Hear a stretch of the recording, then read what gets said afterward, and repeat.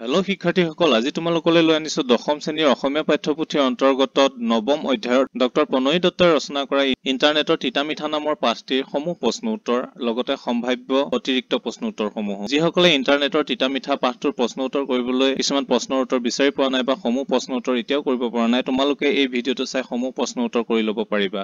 সেই বিদ্যাৰ্থীসকল, তোমালোকে যদি আমাৰ চেনেলটোৰ এই কণ্টেণ্টবোৰ চাই লৈ পেলাই ভাল পাইছা, আমাৰ প্ৰশ্ন উত্তৰবোৰ তোমালোকে গুৰুত্বপূৰ্ণ বুলি ভাবিব পাৰিছা, তেন্তে আমাৰ অসমীয়া বিদ্যা মন্দিৰ ইউটিউব চেনেলটো ছাবস্ক্ৰাইব কৰি এই ভিডিঅ'টো লগৰ সকলোলৈকে শ্বেয়াৰ কৰিবা আৰু ভাল লাগিলে লাইক আৰু কমেণ্ট কৰিবলৈ নাপাহৰিবা। তেন্তে ব'লা আজি আমি আমাৰ প্ৰশ্ন উত্তৰ শিতানলৈ আগবাঢ়ো।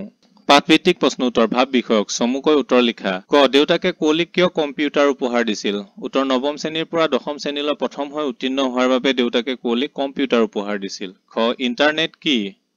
ইণ্টাৰনেট হৈছে কম্পিউটাৰ নেটৱৰ্কৰ বিশ্বব্যাপী ব্যৱস্থা। হাজাৰ হাজাৰ বিভিন্ন প্ৰকাৰ আৰু আকাৰৰ নেটৱৰ্কৰ সমষ্টি হৈছে ইণ্টাৰনেট। গ, কুঁৱলীয়ে প্ৰথমে কালৈ ইমেইল কৰিছিল? উত্তৰ, কুঁৱলীয়ে প্ৰথমতে মস্কোলৈ পঢ়িবলৈ যোৱা তাইৰ বান্ধৱী শ্বেৰণলৈ ইমেইল কৰিছিল।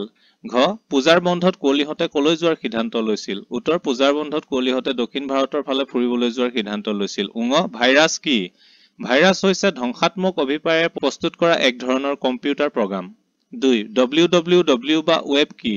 উত্তৰ, ৱৰ্ল্ড ৱাইড ৱেব বা ৱেব হৈছে সমগ্ৰ বিশ্বজুৰি সিঁচৰিত হৈ থকা লাখ লাখ কম্পিউটাৰত মজুত থকা পৰস্পৰ সংলগ্ন বিভিন্ন তথ্যপাতিৰ সামূহিক ভাণ্ডাৰ। 3. কুঁৱলীয়ে ইমেইলৰ জৰিয়তে বান্ধৱীসকলৰ পৰা কি কি কথা জানিব পাৰিলে? উত্তৰ, কুঁৱলীয়ে ইমেইলৰ জৰিয়তে মস্কোত থকা অন্তৰংগ বান্ধৱী শ্বেৰণৰ খবৰ জানিব বিচৰাৰ লগে লগে শ্বেৰণৰ পৰা উত্তৰ আহিল ফটোৰ সৈতে।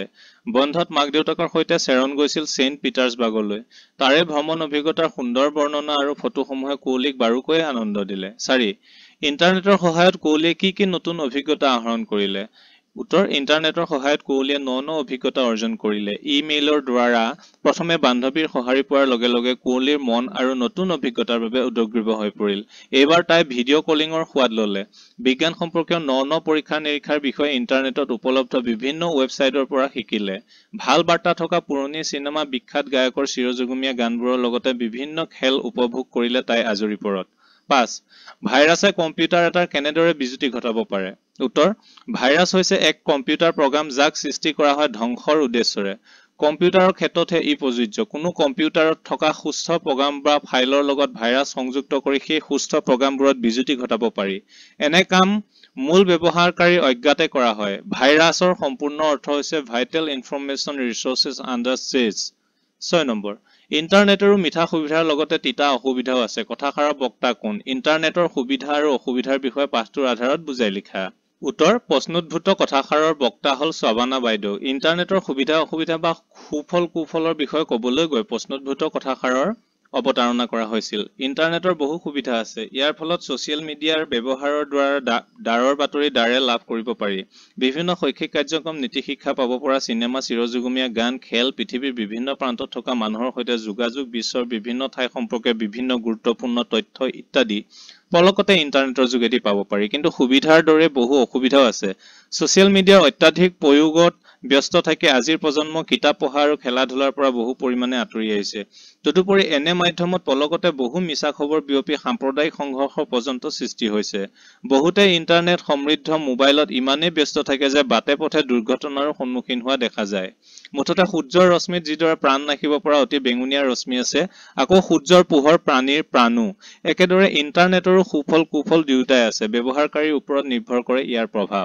7 নম্বৰ, ইণ্টাৰনেটৰ তিতামিঠা গল্পটোৰ নামকৰণৰ সাৰ্থকতা বিচাৰ কৰা। উত্তৰ, লেখক ডক্টৰ প্ৰণয় দত্তই গুণাগথা কৰিয়ে পাঠটোৰ নাম ইণ্টাৰনেটৰ তিতামিঠা ৰাখিছে বুলি ক'ব পাৰি। লেখক নিজেও ইলেক্ট্ৰনিক মাধ্যমৰ হোৱা হেতুকে সেই মাধ্যমৰ সুবিধা অসুবিধা দুয়ো দিশে তেওঁৰ জ্ঞাত। সূৰ্যৰ পোহৰ আৰু শক্তি জীৱকুলৰ প্ৰাণ, আনহাতে সূৰ্যৰ পোহৰত থকা অতি বেঙুনীয়া ৰশ্মি জীৱৰ মৃত্যুৰ কাৰণ। একেদৰে একবিংশ শতিকাত তথ্য প্ৰযুক্তিৰ ব্যাপক উত্তৰণৰ যুগত ইণ্টাৰনেটৰ প্ৰয়োগ অপৰিহাৰ্য হৈ পৰিছে। ইণ্টাৰনেট অবিহনে যেন একোতে আগবাঢ়িব নোৱাৰি। ইণ্টাৰনেটে পৃথিৱীৰ সকলো জ্ঞান তথ্য পলকতে পাব পৰা কৰিছে। কিন্তু একে সময়তে প্ৰয়োগৰ মাত্ৰাৰ আধিক্যই ছাত্ৰ ছাত্ৰী তথা মানুহৰ ক্ষতি সাধন কৰিছে। চকুৰ অসুখ, মূৰৰ বিষত ভুগিছে। সামাজিক পৰিৱেশৰ পৰা ছাত্ৰ সমাজ দূৰলৈ আহিছে। বাস্তৱ পৃথিৱীতকৈ অধিক সময় কল্পনা ৰাজ্যত বিচৰণ কৰিছে, পৰিয়ালৰ পৰা বিচ্ছিন্ন হৈছে, কৰ্মবিমুখতাই গা কৰি উঠিছে, মুঠতে নানা সমস্যা এগৰি ধৰিছে।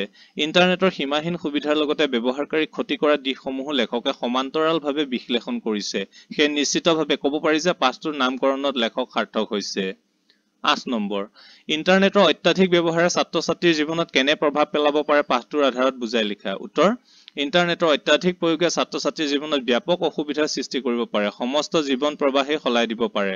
ছাত্ৰ-ছাত্ৰীক দৈনন্দিন জীৱনৰ অন্য প্ৰয়োজনীয় কথালৈ মন নিদি বেছিখিনি সময় ইণ্টাৰনেটত ব্যস্ত হৈ থকা সততে দেখা যায়। ছচিয়েল মিডিয়াত এনেদৰে ব্যস্ত হৈ থাকে যে পঢ়া-শুনাৰ প্ৰতি আগ্ৰহ কমি যায়। ইণ্টাৰনেটৰ আসক্তিয়ে খেলা-ধূলাৰ প্ৰতিও বিৰাগ জন্মায়।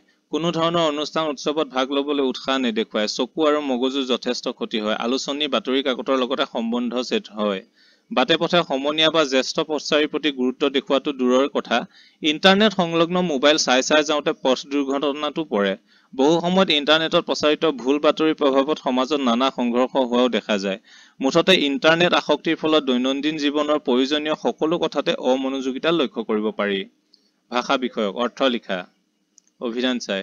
ক্ষতি, নাশ, ধ্বংস, অপচয়। বিজুতি, যন্ত্ৰ আদিত ওলোৱা বেমাৰ। গুণাগথা, চিন্তা চৰ্চা। উদাস, অনুৰাগহীন, শূন্যতাবোধযুক্ত। পুঞ্জীভূত, পুঞ্জিত, সঞ্চিত। অতিৰিক্ত প্ৰশ্ন উত্তৰ। অতি চমু প্ৰশ্ন উত্তৰ। কুঁৱলীক দেউতাকে কি উপহাৰ দিছিল? উত্তৰ, কুঁৱলীৰ দেউতাকে কম্পিউটাৰ উপহাৰ দিছিল। কুঁৱলীৰ বান্ধৱী চেৰণে কলৈ পঢ়িবলৈ গৈছিল? কুঁৱলীৰ বান্ধৱী চেৰণে মস্কোলৈ পঢ়িবলৈ গৈছিল। কোনে কুঁৱলীৰ কম্পিউটাৰটোত এণ্টিভাইৰাছ ছফ্টৱেৰ অন্তৰ্ভুক্ত কৰিছিল? সাবানা বাইদেৱে কুঁৱলীৰ কম্পিউটাৰটোত এণ্টিভাইৰাছ ছফ্টৱেৰ অন্তৰ্ভুক্ত কৰিছিল। ভাইৰাছৰ সম্পূৰ্ণ ৰূপটো কি? ভাইৰাছৰ সম্পূৰ্ণ ৰূপটো হ'ল ভাইটেল ইনফৰমেশ্যন ৰিচোৰ্চেছ আণ্ডাৰ চিজ। ইণ্টাৰনেটক চমুকৈ কি বুলি কোৱা হয়? উত্তৰ, ইণ্টাৰনেটক চমুকৈ নেট বুলি কোৱা হয়। প্ৰথম চাওক, কুঁৱলী কি ব্যৱহাৰ কৰিবলৈ উদ্যোগীব হৈ পৰিছিল? কুঁৱলী ইণ্টাৰনেট ব্যৱহাৰ কৰিবলৈ উদ্যোগীব হৈ পৰিছিল। 2 নম্বৰ চমু প্ৰশ্ন উত্তৰ। কুঁৱলীৰ দেউতাকে তাইক কি আশাৰে কম্পিউটাৰটো উপহাৰ দিছিল? কুঁৱলীৰ জ্ঞানৰ পৰিধি যাতে অসীমলৈ বিস্তাৰিত হয় এই আশাৰে দেউতাকে কুঁৱলীক কম্পিউটাৰটো উপহাৰ দিছিল। খ, কুঁৱলীয়ে তাইৰ আইতাকৰ পৰা কি সাধু কথা শুনিছিল? উত্তৰ, কুঁৱলীয়ে আইতাকৰ পৰা যাদু কৰি আইনা থকা ৰাজকুমাৰীৰ সাধু শুনিছিল। ৰাজকুমাৰীয়ে জানিব খোজা যিকোনো কথাৰ বিষয়ে আইনাখনক সুধিলেই জানিব পাৰিছিল। গ, ইণ্টাৰনেটত সঘনাই ব্যৱহাৰ হোৱা কেইটামান গুৰুত্বপূৰ্ণ শব্দ কি কি? উত্তৰ, ইণ্টাৰনেটত সঘনাই ব্যৱহাৰ হৈ থকা শব্দবোৰ হৈছে web page, website, home page, browser ইত্যাদি। ঘ, ইণ্টাৰনেটৰ জনপ্ৰিয়তাৰ মূল কাৰণটো কি? উত্তৰ, বিজ্ঞান, কলা বা অইন যিকোনো জানিব খোজা কথা আমাক ইণ্টাৰনেটে নিমিষতে জনাব পাৰে। এয়াই ইণ্টাৰনেটৰ জনপ্ৰিয়তাৰ মূল কাৰণ। কুঁৱলীয়ে কিদৰে মাক দেউতাকৰ সমস্যা নিমিষতে সমাধান কৰিছিল? ভ্ৰমণলৈ যাবলৈ ওলাই কুঁৱলীৰ মাক দেউতাকৰ কত চিন্তা, কিন্তু কুঁৱলীয়ে ইণ্টাৰনেটৰ সহায়ত টিকট কটা, হোটেল বন্দোবস্ত কৰা, প্ৰয়োজনীয় সাজ পোছাক আৰু অন্যান্য লাগতিয়াল সামগ্ৰী কিনা ইত্যাদি কাম কৰি নিমিষতে তেওঁলোকৰ সমস্যা সমাধান কৰিলে। প্ৰথম কুঁৱলীৰ মনটো কিয় বিষাদগ্ৰস্ত হৈ পৰিছিল? উত্তৰ, কুঁৱলীৰ বান্ধৱী এজনীয়ে ইণ্টাৰনেটত বৰ বেছিকৈ ব্যস্ত হৈ থাকি একো কথালৈ মন নকৰা হৈছে। সমাজৰ পৰা বিচ্ছিন্ন হোৱাৰ দৰে থাকে, ৰাস্তাই ঘাটেও নীতি নিয়ম নমনাকৈ যায়। তাইৰ ভায়েক পলৰো একেই দশা। পঢ়া শুনালৈ পিঠি দি ভিডিঅ' গেম খেলাত ব্যস্ত থাকে। সৰুৰে পৰা পঢ়া শুনাত চোকা ল'ৰাটোৱে 6 মাহিলী পৰীক্ষাত কেইবাটাও বিষয়ত উত্তীৰ্ণ হ'ব নোৱাৰিলে। এইবোৰ কথা জানি কুঁৱলীৰ মনটো বিষাদগ্ৰস্ত হৈ পৰিছিল। দ্বিতীয় সাবানা বাইদেৱে কিহৰ দ্বাৰা সমাজত ভয়ানক সমস্যাৰ সৃষ্টি হোৱাৰ উদাহৰণ দিছিল? এই ক্ষেত্ৰত কেনেদৰে সচেতন হ'বলৈ উপদেশ দিছিল? উত্তৰ, সাবানা বাইদেৱে ইণ্টাৰনেটৰ কুব্যৱহাৰৰ দ্বাৰা সমাজত ভয়ানক সমস্যাৰ সৃষ্টি হোৱাৰ উদাহৰণ দিছিল। তেওঁ কৈছিল যে ইণ্টাৰনেটৰ সুপ্ৰয়োগ কৰা উচিত, তেতিয়াহে উন্নতি সম্ভৱ। আজিৰ প্ৰজন্মই ছচিয়েল মিডিয়াৰ ব্যাপক প্ৰয়োগ কৰোঁতে মনত ৰাখিব লাগিব যে তাৰ দ্বাৰা প্ৰচাৰিত সকলো বাতৰি সত্য নহয়। তদুপৰি এইবোৰ ব্যৱহাৰ কৰোঁতে যাতে পঢ়া শুনা, খেলা ধূলা বা চৌপাশৰ সমাজখনক যাতে আওকাণ নকৰে, এনেবোৰ কথাত সচেতন হ'বলৈ সাবানা বাইদেৱে উপদেশ দিছিল। আত্ম উপলব্ধিয়ে ভৰি পৰা কুঁৱলীয়ে ইণ্টাৰনেট ব্যৱহাৰৰ ক্ষেত্ৰত কেনেদৰে সচেতন হোৱাৰ বাবে দৃঢ় প্ৰতিজ্ঞ হৈছিল? উত্তৰ, ইণ্টাৰনেটৰ কুপ্ৰয়োগৰ বিষয়ে গম পাই কুঁৱলীৰ আত্ম উপলব্ধি হৈছিল। তাই মনে মনে দৃঢ় প্ৰতিজ্ঞ হৈছিল যে ইণ্টাৰনেটৰ সুবিধা ল'বলৈ গৈ তাই পঢ়া শুনা, খেলা ধূলা বা নিজৰ অইন দায়িত্বক আওকাণ নকৰে। অভিভাৱকৰ অনুমতি অবিহনে কোনো কাৰ্যক্ৰম ইণ্টাৰনেটত উপভোগ নকৰে। এইবোৰত ব্যস্ত থাকি সমনীয়া বা জ্যেষ্ঠজনৰ প্ৰতি থকা দায়িত্ববোধ অকণমানো হ্ৰাস নকৰে। কুঁৱলীয়ে কোনবোৰ অভিজ্ঞতা বৰ্ণনা কৰি সকলো বন্ধু বান্ধৱীলৈ চিঠি লিখিছিল? উত্তৰ, কুঁৱলীয়ে বুজি উঠিছিল যে ইণ্টাৰনেটৰ মাত্ৰাধিক ব্যৱহাৰে আজিৰ প্ৰজন্মক কোঙা কৰি আনিছে। ঘৰ, আত্মীয়, সমাজৰ পৰা বিচ্ছিন্ন কৰাৰ উপক্ৰম হৈছে। দায়িত্ববোধৰ উমান নোপোৱা হৈছে বাবে বিশ্বাসযোগ্যতা হেৰুৱাইছে। এই সকলো ঘূৰাই পাব পাৰি ইণ্টাৰনেটৰ সুপ্ৰয়োগৰ দ্বাৰা। নিজৰ সকলো দায়িত্ব সুকলমে আৰু সময়ত যথাযোগ্যভাৱে সম্পন্ন কৰি ইণ্টাৰনেটৰ সুবিধাবোৰ উপভোগ কৰিব পাৰি। নিজৰ এই অভিজ্ঞতা বৰ্ণনা কৰি কুঁৱলীয়ে সকলো বন্ধু-বান্ধৱীলৈ চিঠি লিখিছিল। প্ৰিয় ছাত্ৰ-ছাত্ৰীসকল, ইণ্টাৰনেটৰ তিতা মিঠা নামৰ পাঠটিৰ সমূহ প্ৰশ্ন উত্তৰ তোমালোকক কৰি দিয়া হৈছে।